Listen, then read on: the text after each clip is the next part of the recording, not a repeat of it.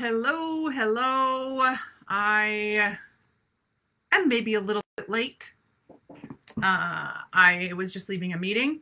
And so I'm going to talk today about how to lock in a shift. Locking in a shift. Now, I'm going to explain about what that means, how that's important to you and you moving forward in life. So I'm going to talk about how to lock in a shift. But I want you to ask yourself first, have you been in a place where you didn't like where you were, you felt stuck, and then you found the clarity that you needed, but you found yourself slipping back into the old ways, the old habits, the old behaviors, the old way of thinking? Then you're going to want to listen up, because I'm going to talk about how you can lock in that shift. So back in about 2019, I was looking for some clarity on what is my unique positioning statement? What is the one thing that I do? Or the one kind of statement that the one sign, the one thing that I can kind of hang my shingle on, that idea of like, what's that one thing? And I went to different coaches and they were telling me, oh, you should be doing this or you should be doing that. And nobody was actually properly pulling it out of me. I was so frustrated. And I also, on the flip side, even though I was frustrated, every time I was frustrated. And it's not that I wasn't picking, because I'm extremely decisive. It was that everything that was chosen for me didn't feel like the right fit. Maybe you've had that experience before. You're like, this just isn't right. This just isn't right.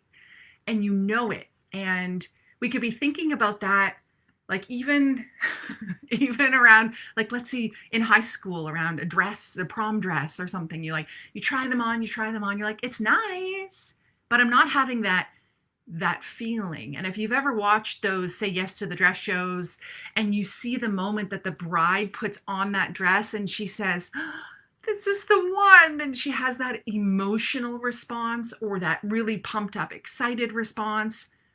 I was looking for that feeling. Now, sometimes I thought, oh, this is just good for now. Let's just run with this. And so that's kind of what happened with the Virtual Assistant Made Easy program that I started. Was it felt good. There was that spark there. I knew it wasn't the fit for the soul work, but I knew that it was a fit for my mission of helping business owners to be able to implement strategy, helping busy business owners to be able to have some freedom in their business and not be so overwhelmed and burnt out, and also have business owners be able to get ahead because the tech is done and the different pieces are done, and I'd support them with the strategy as well as that virtual assistant. However, I knew that this wasn't like the soul work, the stuff I was really on this planet meant to do. And so I was frustrated, so frustrated, but I never gave up hope. And so I've talked in other episodes around feeling stuck and how not to feel stuck anymore. I also shared a little bit about how I had that shift. And I'm going to talk about how you can unlock for yourself a little bit of, or you can lock in that shift for yourself. So I never gave up hope. Because I had such a yearning for this clarity. I could see myself on stage. That's the thing. Like, I could see myself on these massive stages with all these women, impacting them. I knew that it would be life-changing. I have had this feeling of like wanting to wake up women that are just like kind of going through the motions, or kind of moving ahead those women who are feeling stuck, or the women who are kind of flying under the radar because they're tired of standing out. And they know they keep getting taken down and they're fatigued. And I have such a desire to support them that I knew I have to find the clarity. And so finally, I found it when I was in LA in a coaching mastermind. It was actually a business coach, marketing coach. And I had this shift. And so you're going to want to listen to the full episode where I think it's called My Coach Shifted Me. You're going to want to listen to that episode to get that whole backstory. But basically, I had this epiphany that I've been in the work boots meaning kind of rather than it being my like zone of genius, that like top place, I've been in a place where I'm really good, but it's more head work. So it was like harder to do. And if you can relate to that feeling, let me know. That feeling of, I'm really good at this. This is going really well, but it's still not the right fit. And so I'm in the work boots, and she said that to me. And she said, I think your woman is tamed and she wants to be unleashed.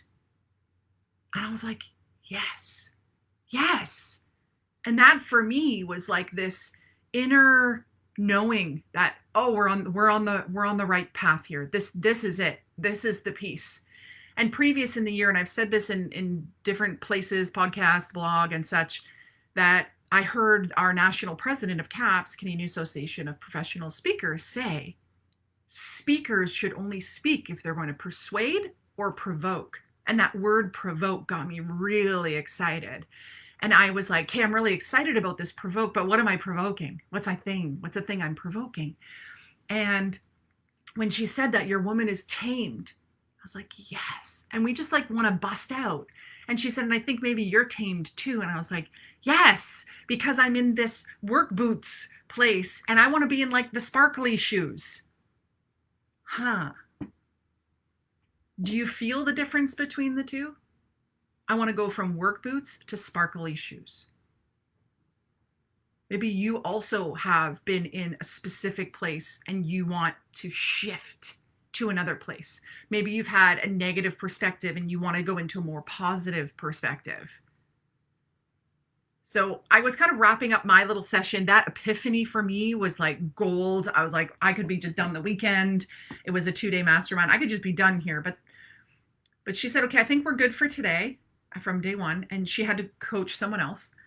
And she gave me some homework to do. But she said, wait a second, before we end this, how are you going to lock in this shift tomorrow? Like when you wake up, how are you going to stay in this place of sparkly shoes, of joy, of soul work, of going back into marketing yourself as a life coach rather than the work boots and the business coaching and the problem solving and the strategy? Like, how are you going to do that shift?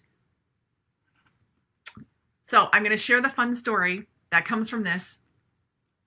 And I want you to be thinking about it in your own capacity, because how I locked in the shift could be something that is, you're a little bit repelled by it because it's not the right shift, way to lock in the shift for you. So I'm going to give you I'm going to talk about what is a shift, what was my shift. I'm going to talk about how you lock in the shift and what are some options for you. Because if you had said to me, the thing that I did to lock in the shift, if you had even said that to me 4 or 5 hours before I had that epiphany, never would I have approved. No. Now you're probably like, well, what did you do to lock it in? So let me just first talk about what is a shift. So a shift can be a shift in your mindset. So for me, it was a shift in my business, more so of like, whoa, I'm over here and I really think I want to be over here. Really want to go away from maybe some of the marketing myself as like this business coach to marketing myself more as a life coach. Like that was a complete mental shift in how I viewed my business.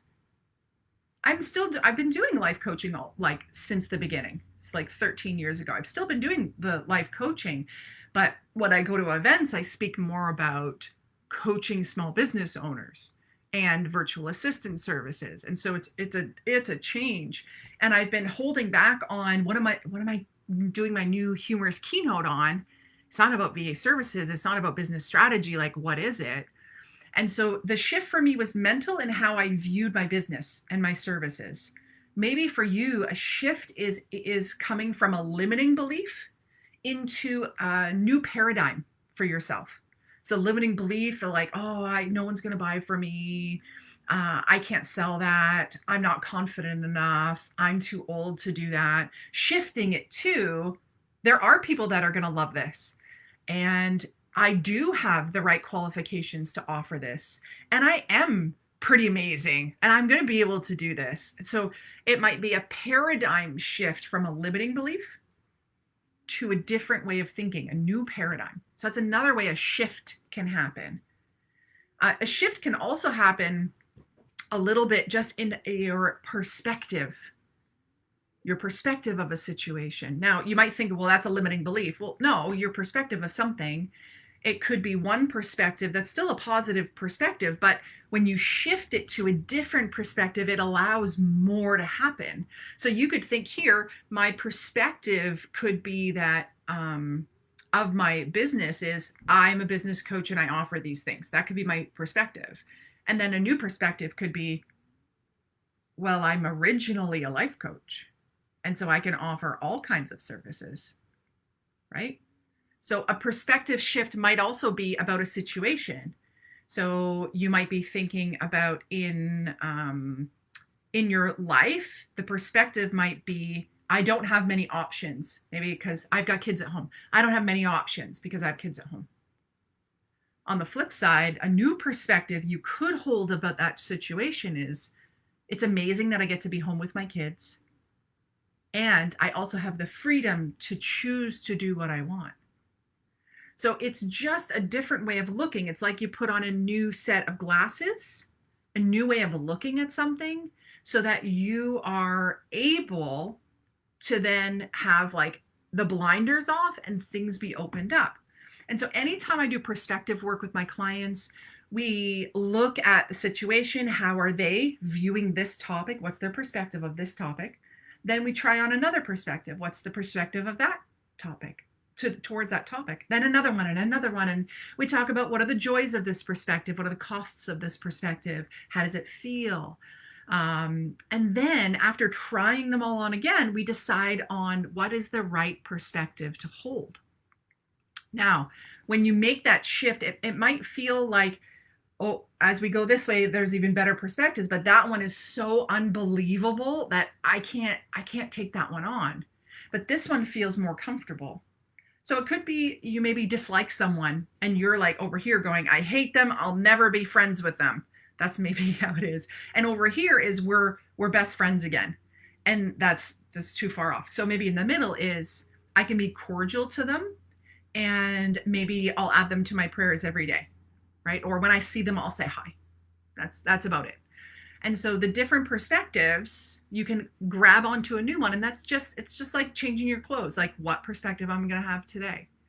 But we don't want to shift back into the old perspective. And so for me, the shift would be me going back to focusing specifically on business coaching, doing all my marketing towards that, all my offerings towards that, all my speaking engagements towards that, and the VA services. And so she said, how are you not going to shift back into here? Because why? This is comfortable. Whenever you have a perspective shift, a mental shift, a shift of some kind, you have to lock yourself into this new place. Otherwise, you're going to shift back in. It's kind of like if your body got realigned or something, it's so easy for us to shift back into that place. My computer just went off. You guys still seeing me? Let me see. Okay, I'm still there. Good. I'm like, my screen just went black. Let me look at the comments now, and then I'm going to go back in. Paula says, I absolutely do know that feeling. So that feeling, I think before, was around feeling stuck, maybe not in the right place. You can see me good. Robin says, always working to get out of her head. At least you're aware of that. At least you're aware. And the cool thing is you can shift your perspective faster than you can shift your actions, right? So why do we want to shift the perspective? And then lock it in. Okay, so as I was saying, you don't want to shift back in. It's easy to shift back into what is comfortable, right? And so if we're going to make that change, we need to do something to lock it in. Now, if it's perspective work, I help the client to create yes/no statements. I'm saying yes to these things. I'm saying no to these things. And that's going to actually help you lock in a perspective or a new mindset. Because otherwise, it's so easy to just slide back in. So this gives you a little bit of almost like a bowling alley when they put the bumper things on. It's going to keep you, even though you're like, whoa, I'm sliding back, I'm shifting back, I'm going back to the old way of thinking, the old mindset, the old actions. It's going to stop you from staying there and falling in. So that's the yes, no statements. However, the shift can be locked in by doing a kind of a little ceremony to change your actual physical environment. So oftentimes with clients, I'll say, where is the different flooring in your house? Is the, the room you're in, does it go from carpet to tile?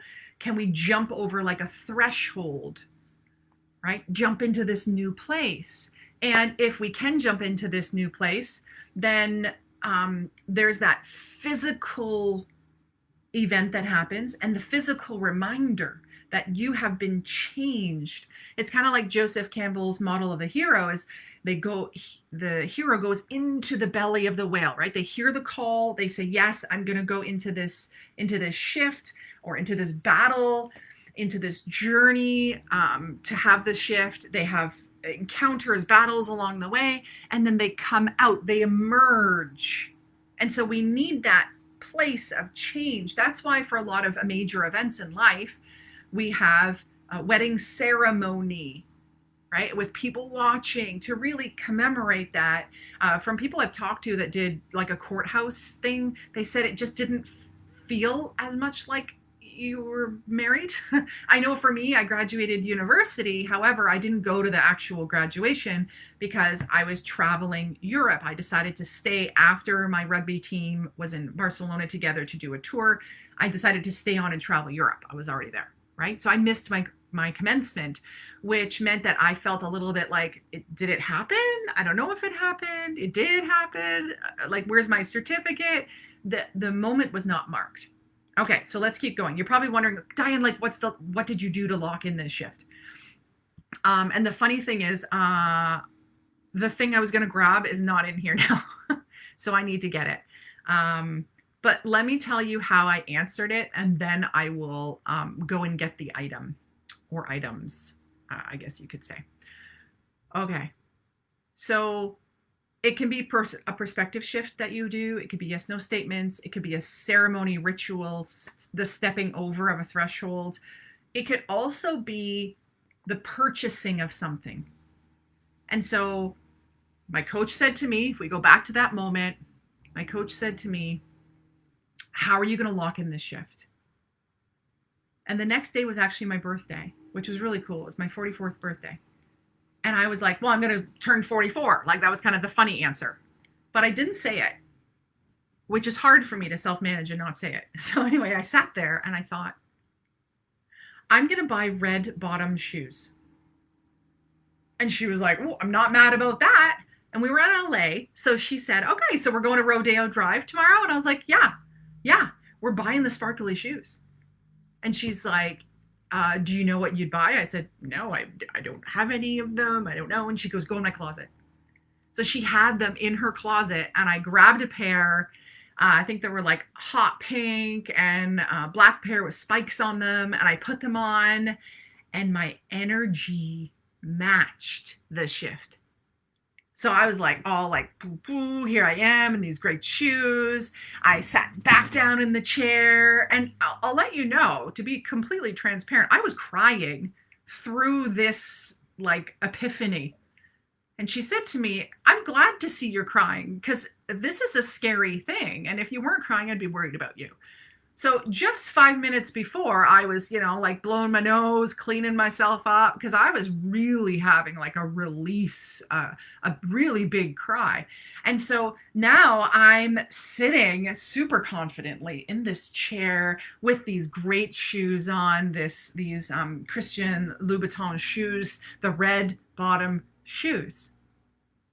Now, if we go back about 4 or 5 hours before that, there was talk of this mastermind group going to Rodeo Drive shopping. And I thought, I don't care. I don't care about shopping. This is all in my head, right? All in my head. I don't care about shopping. I know. I'm here to get the answers. I've been wanting some clarity. I want to have a shift. I want to know what I'm going to be doing. I want to have answers. I want to get what I paid for to be here at this mastermind. So they were all excited, and they turned to me because I was the only one not excited about shopping on Rodeo Drive. I've been there before. I don't really care about pretentious brands and blah, blah, blah. And so I said, yeah, we can go if we get all of our work done. Ah, there I am in my work boots thinking, but this is before the shift. So I'm in my work boots thinking, going, no, I'm only allowed to go to Rodeo Drive if I've done the work. And so how interesting when she said, what are you going to do to make this shift, to lock this in? I said, I'm going to buy a pair of red bottom shoes. Now, after I said that, I was excited. After I said that, I put on the shoes and then I embodied it. And that's how I started to lock in this shift, because I didn't want to slip back into this place that I've been in since 2019 of lack of clarity and lack of like this soul driven path. And so then the next day, we finish a lot of our work. We head to Rodeo Drive. The night before, I had looked online and found these amazing shoes. If you'd like to see them, let me know. I can go and get them. And there was a lot of stuff happening in my head, I'll tell you that. It was things like, it is ridiculous to be spending this much on a pair of shoes. It is, that money can be better used in the business. Am I actually going to wear them? So the practicality. So my limiting beliefs, my old way of thinking over in the work boots was potentially going to sabotage, but I knew I needed to do this. I needed to get them. Now, the funny thing is when we arrived, there was a lineup outside the store, which I also then thought was absolutely ridiculous, that we're lining up to spend a ton of money. And so I was like, I don't want to be part of this. I said, actually, let's just go around the rest of Rodeo Drive and then we'll come back here. And so we did. We went around. I didn't really care about things. Didn't really care. Kind of felt a little bit like Pretty Woman. Julia Roberts is going into these stores and people aren't treating her seriously because she doesn't have any of the bags, right? And she's not like with her Rolex and throwing money all over the place right away. Well, right away she wasn't. And so it was quite interesting, just the feeling of that. And so we go all the way around and we come right back to Christian Louboutin, and I walk in the door and I see my shoes, the shoes that I want. I see them. And so I say, oh, I'm gonna work my way around because they're over there. It was like they had a personality, like I personified them. She's over there. And the store clerk kind of laughed and said, oh, she's planning her course and she has her eyes on a pair. And I was like, I do. I'm going to be trying some on that are over there. So I go around and I see a bunch of shoes that are gorgeous, also not practical for me, because if I'm wearing 100 millimeter or 120 millimeter shoes, I can't speak on stage because I want to wear them on stage. I can't be at an event all day. I've had plantar fasciitis issues. Like, let's be real. I'm in my 40s. Every time I play soccer on turf, it hurts my feet. I'm not going to be too crazy about my shoes. But I wanted to be in the sparkly shoes. So I go and I try them on. And I try some other ones on too. I tried 3 pairs on. Some light pink, just above the ankle boots. Big heel though on those. I tried some white 100 millimeter, I think, shoes. And then I tried on my shoes. Do you guys want to see them? Shall I go grab them? Okay, I'll just run out for one moment. And then I'm going to show you them.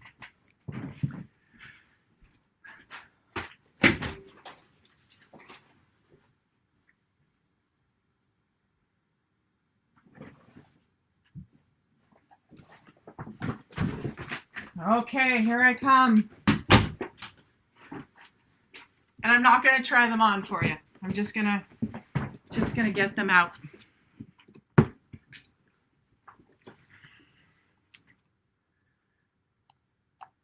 Here we go.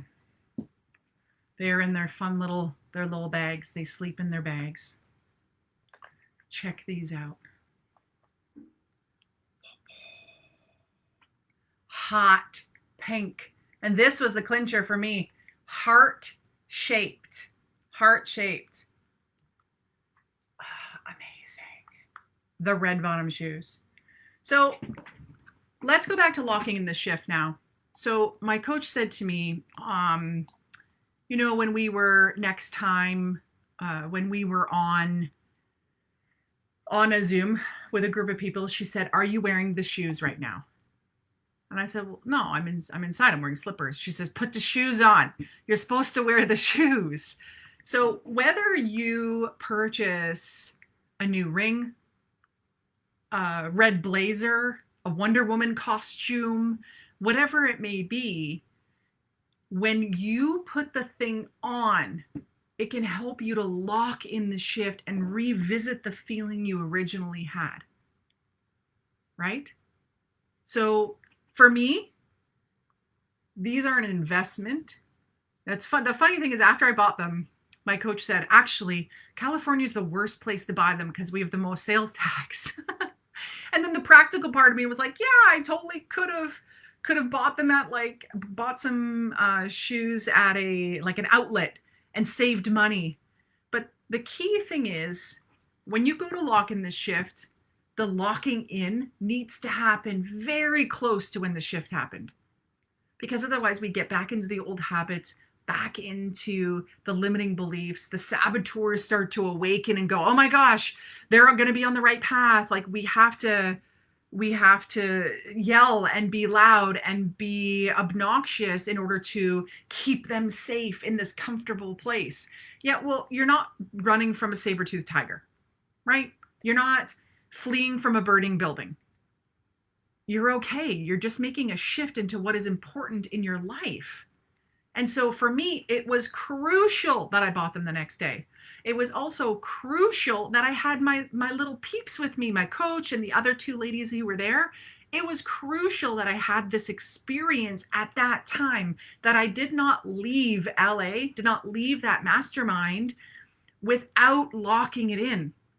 Now, the cool thing is, I did then wear the shoes, the sparkly shoes. They're not sparkly, but for me, they represented the sparkly shoes. I wore them for when Jack Canfield interviewed me in Vegas just 2 days later. So I'm telling you all of this, not so that you go buy red bottom shoes. No, I'm not saying that is a thing that has to happen for you. What I am saying is, anytime you have made a shift mentally, emotionally, physically, in your perspective, whatever it may be, lock it in. It is crucial that you lock it in so that you don't slide back. So you got different options of how you lock things in. But actually, maybe even I could have purchased glitter, the sparkling, right? That idea. I could go and buy a little sparkly jewel to clip on my shoes.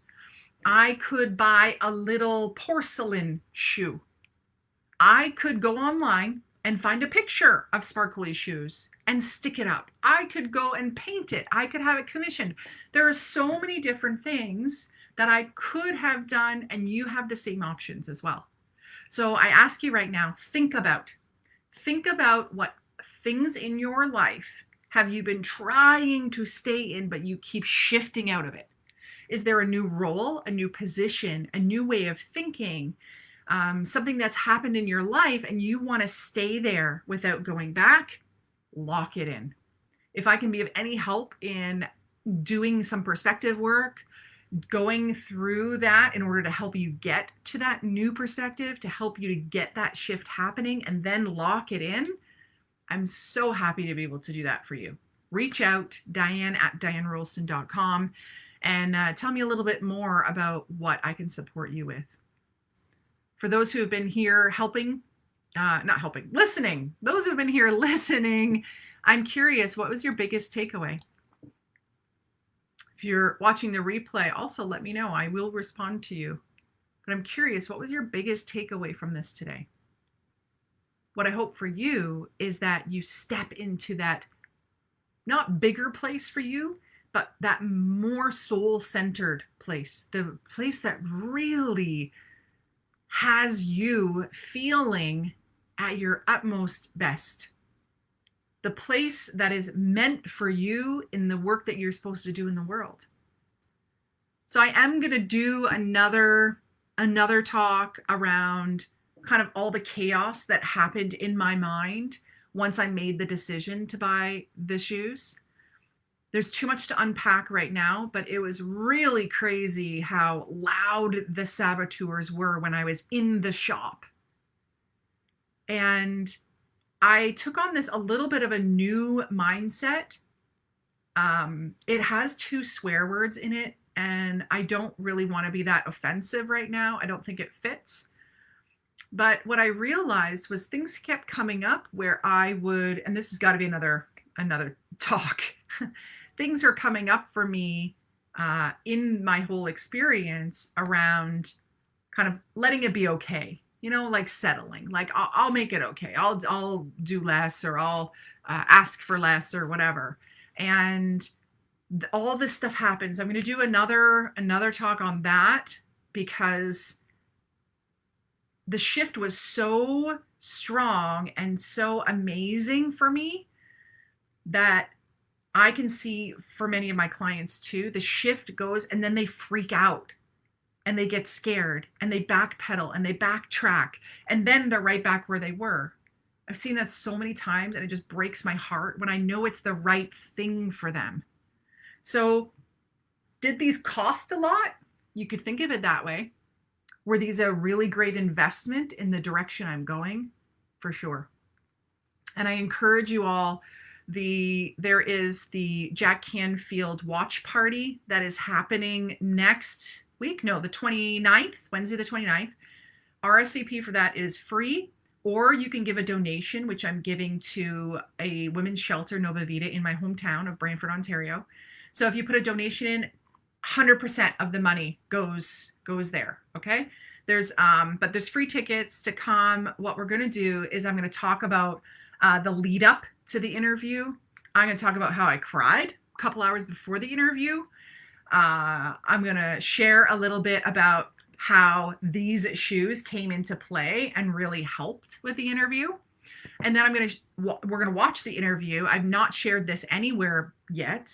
And then I'm going to do Q&A afterwards about it. So you can ask whatever questions you have. And that's how we take ourselves off of our own path. So I'm going to finish there. I would love to just hear any other insights, how this has impacted you. RSVP for next 2 weeks from now for the Jack Canfield interview. And I hope to hear from you soon. And if I can be of any service to you, please just reach out.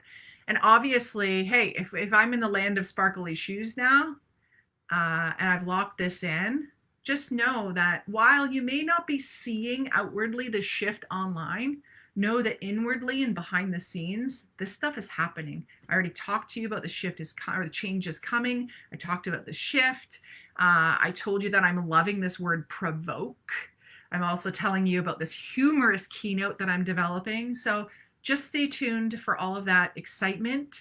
And I know that when you engage with me and you give me the feedback on these different things, and you're part of my journey, it also does help to keep me locked in this shift and help me to really go in this direction that I know is meant for me. So thank you. Thank you for your support. Take care, everyone. Have a wonderful week and stay dynamic.